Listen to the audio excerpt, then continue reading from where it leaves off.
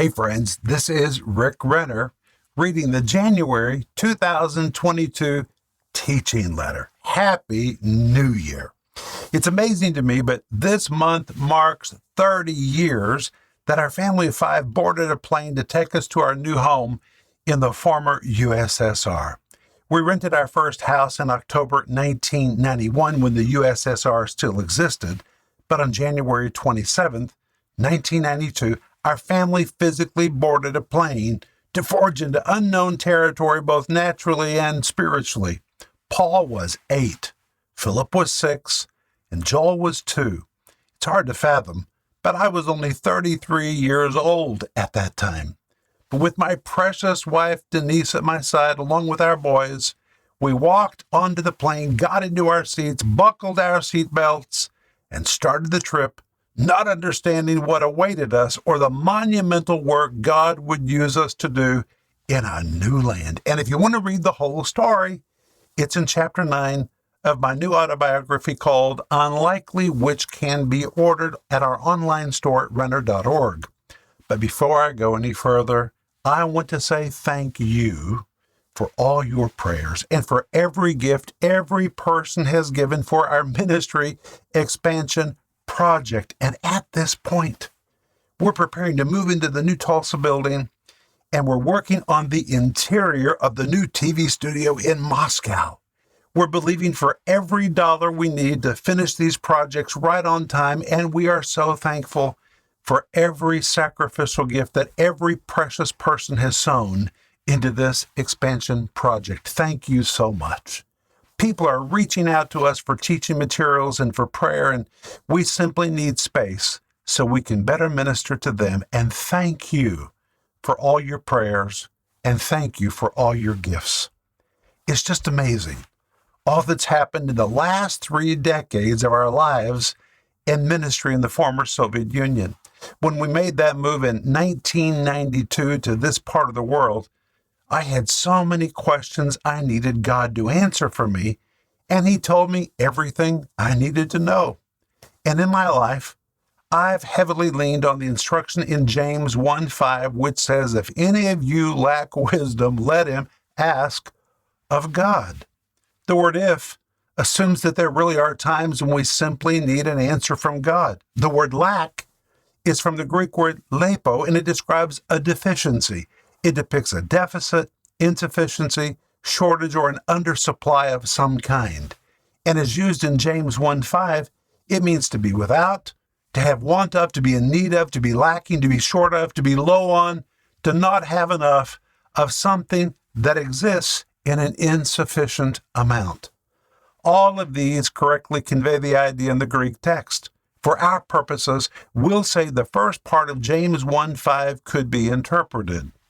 If you're short on wisdom, or if you find yourself to be lacking wisdom. The word wisdom is from the Greek word sophos, which describes special insight or special understanding. And the verse could be interpreted. If anyone among you lacks special understanding regarding an issue, or the verse could even be interpreted, if any of you are short on knowing what to do, or if any of you is in need of special answers regarding what to do next, then James tells us, if any of you lack wisdom, let him ask. The word ask is from the Greek word aiteo, a word that means we should have a full expectation to receive what we have requested.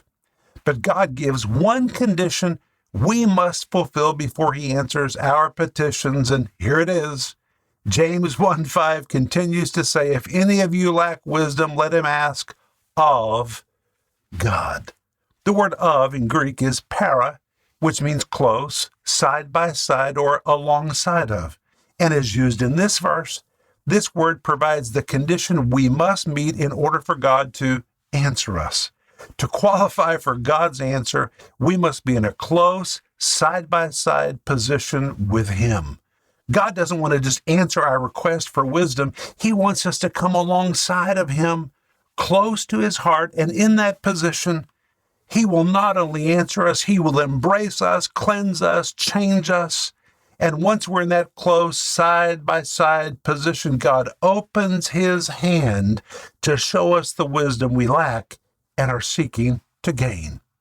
And in James 1:5, it goes on to say that if anyone asks God for wisdom, he gives to all men liberally and upbraideth not. The rest of the verse concludes, and it shall be given him. But in this verse, we find 5 guarantees God makes to those who seek answers from him. Number 1, James 1:5 guarantees that when we ask for wisdom and we meet God's condition of drawing close to him, God will give us the answers we need. And the Greek word for giveth does not describe a random occasional act from God, but it pictures the regular behavior of God. It means God is in the behavior of answering questions, or I say he is the giving God. He's not the one that holds out on us when we need wisdom, but he's the giving God, the one who guarantees to give answers to those who meet his conditions. Number 2, James 1:5 guarantees that God gives to all men. This is so important, for this removes the uncertainty that God may answer some and not others. If we draw near to his heart and come closely alongside of him, he will answer us because each of us fits into the category of all men. Number 3, James 1:5 guarantees that God gives to all men liberally, from a Greek word that means bountifully. This pictures one with an open hand as opposed to one who keeps a closed fist. God doesn't dangle the bait before us and then quickly jerk it out of our reach.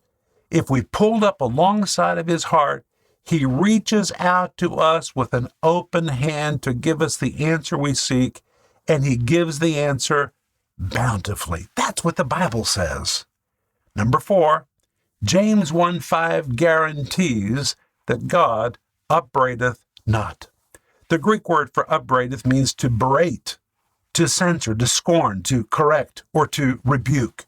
In other words, God's not going to get upset with you if you ask him for answers. He will never berate, censor, rebuke, or scorn you when you come alongside of him to receive wisdom. And number 5, James 1:5 guarantees that answers shall be given to the one who is seeking them. These words, shall be given in this verse, is a promise you can count on God keeping. James 1:5 conveys this idea in the Greek. Listen to this.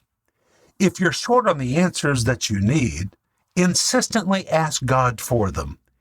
God first requests that you come alongside of him. That's the one request he makes before he'll provide the answers you seek him for.